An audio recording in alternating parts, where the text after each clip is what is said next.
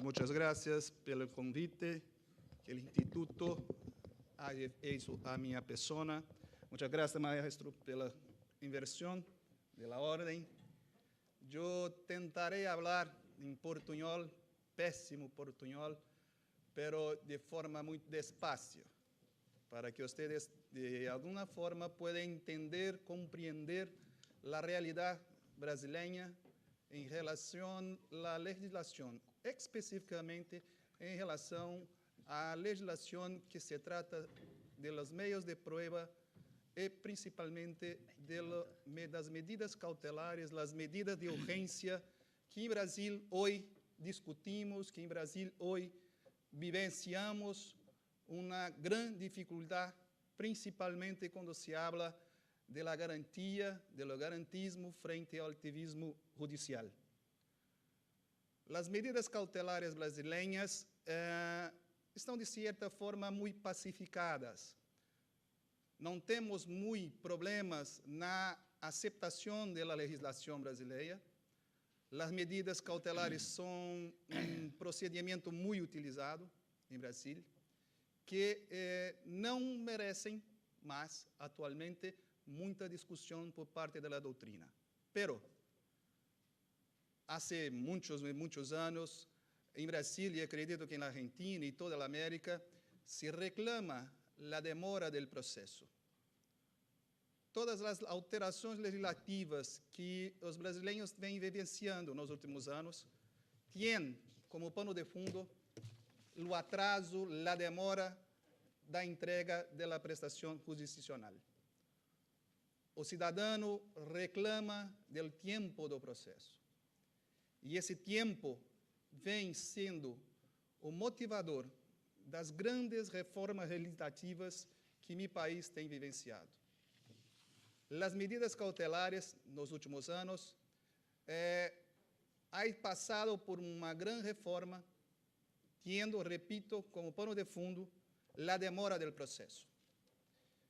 Os juízes brasileiros podem, como sempre puderam, se utilizar de que nós chamamos e todos nós conhecemos como a possibilidade da tutela de urgência, do poder general de cautela do magistrado, com o objetivo exatamente de diminuir, se secar, acelerar a entrega do processo, o fim do processo. Entretanto, com o passar dos anos, o reclamo de meu país e dos cidadãos brasileiros é muito grande e continua sendo muito grande em relação ao tempo do processo. E há 5 ou 6 anos, talvez, há uma introdução de um novo instituto para o Brasil, que era um instituto muito conhecido na Itália, que é o Instituto da Tutela Antecipada, em que o magistrado pode, através de uma análise bastante superficial, muito sucinta, conceder ao jurisdicionado, de forma antecipada, os efeitos da sentença no momento preliminar. A utilização da tutela antecipada, o ingresso deste novo instituto na legislação brasileira, fez com que as medidas cautelares, de certa forma, perecessem, ficassem menos utilizadas, porque o jurisdicionado descobriu que seria uma ferramenta muito mais rápida, mais célere, só que esta utilização dessa medida acabou demonstrando que não se acelerou o processo, não se reduziu o tempo do processo. Ao contrário, o processo continua sendo demorado e a justiça continua sendo morosa na entrega da prestação jurisdicional.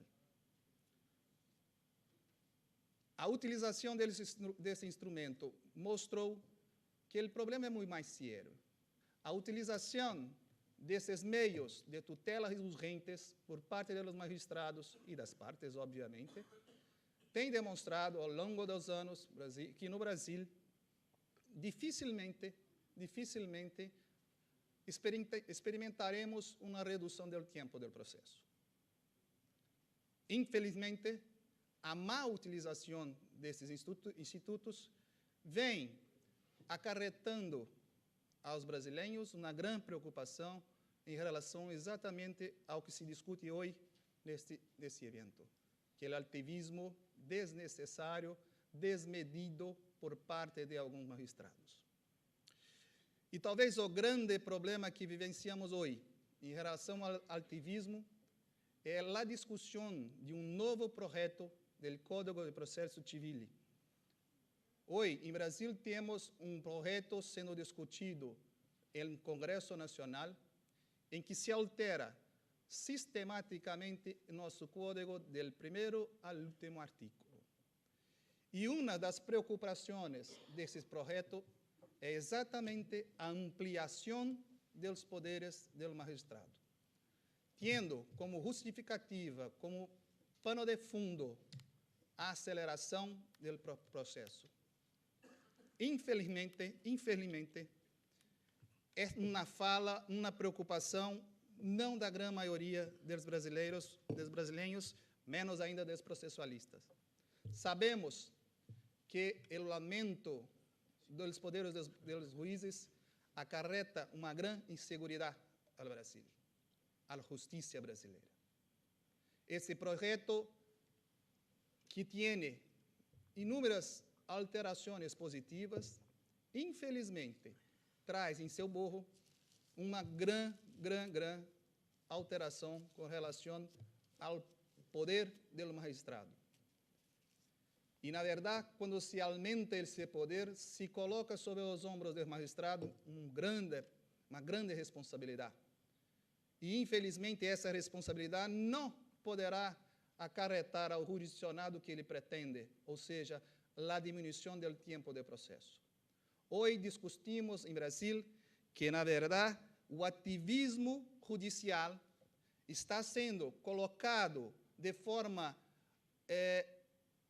subliminar dentro desse projeto com o intuito de minimizar, dificultar o acesso do jurisdicionado ao Poder Judiciário.